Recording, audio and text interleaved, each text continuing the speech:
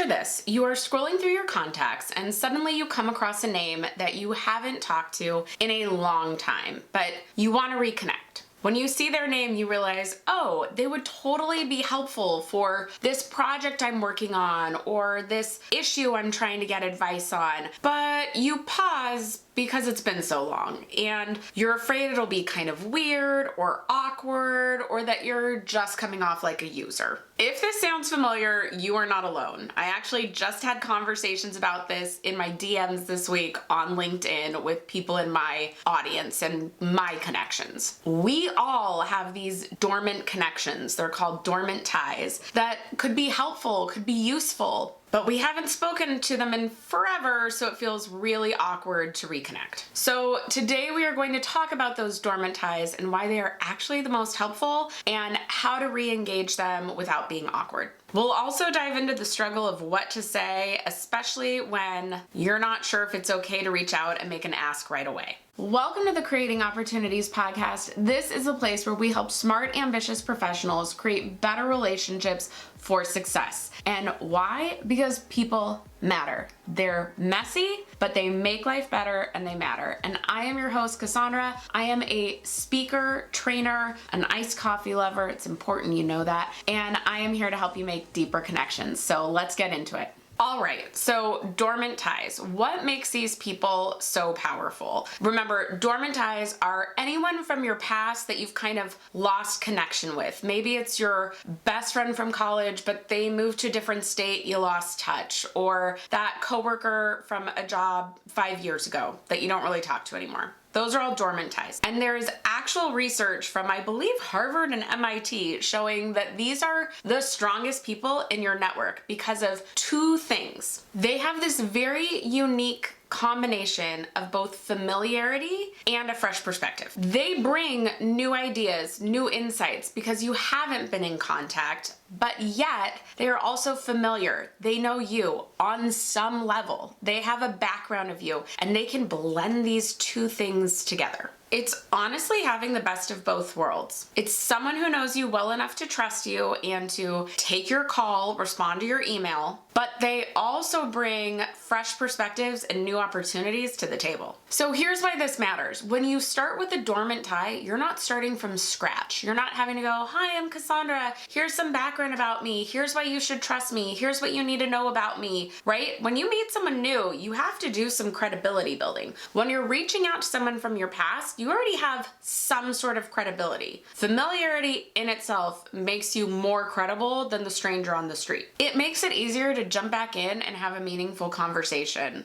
And they're more likely to trust you and be open to helping you out because they have some understanding of who you are. But here's where people get tripped up. Even if you understand the value of these dormant ties, it can feel really awkward to reach out of the blue. And let's face it, you don't want to seem like you're popping back in just because you need something. People still help you if that is the case, but I hate that feeling. It makes me feel cringy. And I don't want to come across as a user, or the other option is getting ghosted, right? You email and they say nothing. One of the biggest questions I get asked is, what do I say? How do I do this without being transactional or just needing to make an ask? And honestly, 9 times out of 10, I do think you need to reestablish that connection before you make an ask, but it doesn't have to take a long time. There are other relationships though, and you're gonna know who these people are, that you can just go, hey, I know it's been a long time, but this situation came up and you came to mind, and I think you'd have really amazing insight. Would you be able to get on a Zoom call with me so I could ask you a couple questions? Like, there are those people in your life that you could jump straight to the ask, and they're the people that you're gonna need to warm up a little bit first. I have a former coworker from a job over 10 years ago, Lauren, that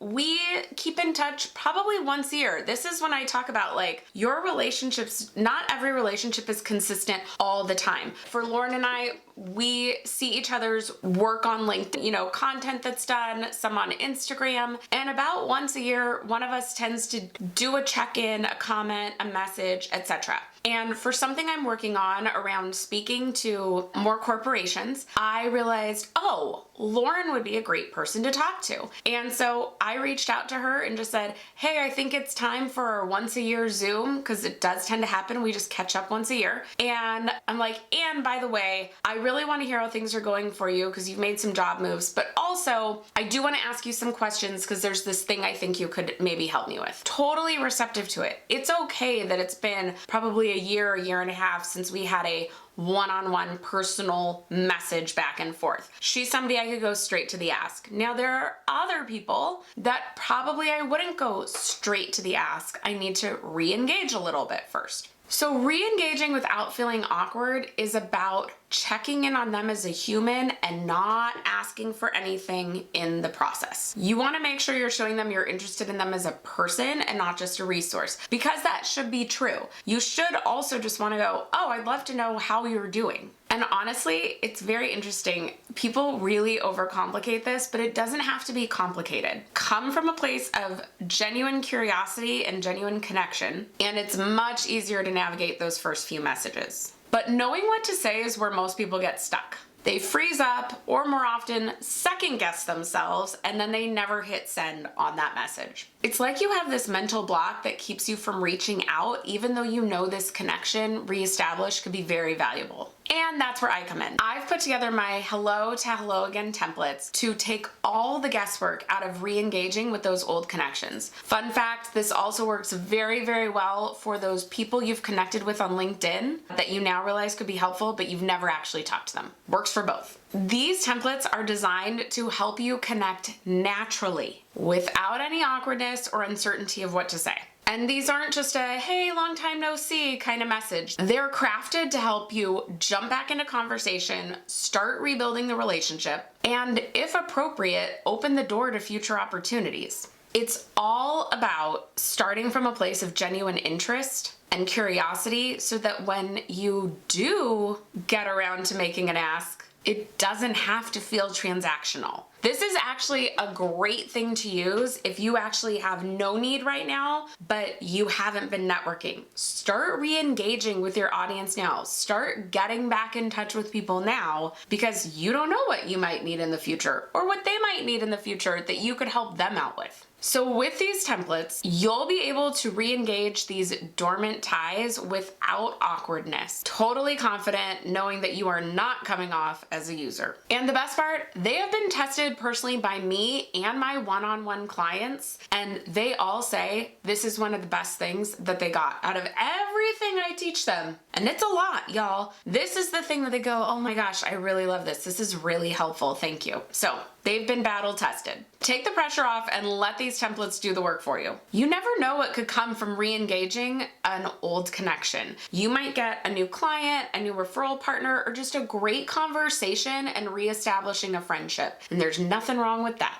So check the show notes or the description box below to get the link and start turning those dormant ties into active, engaged connections for new opportunities for the both of you once again. Now, before we go, I just want to say thank you so much for listening. Don't be afraid to reach out to old connections. You know who you can reach out to. If you know they can help you, start getting in touch now. Start saying hello. If you need help with that, get the hello to hello again templates. And if you need more help on building those professional relationships, you can go watch more videos here or listen through the links I put in the show notes below, and I'll see you over there. Bye.